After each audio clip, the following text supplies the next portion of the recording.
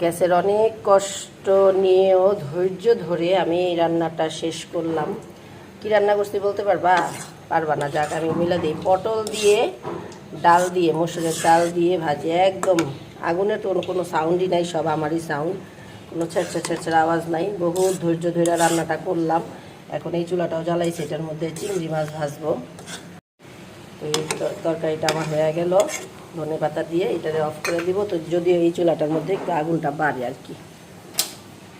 এই চুলাটার মধ্যে আগুনটা বাড়লে এই যে চিংড়ি মাছগুলো এখন তেলের মধ্যে দিই, হালকা একটা ভাজা দেওয়ার জন্য।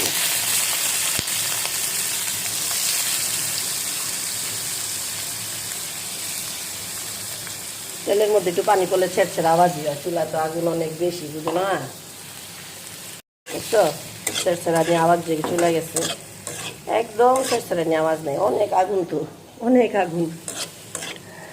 তো এটা ভাজাটা হোক। হ্যাঁ,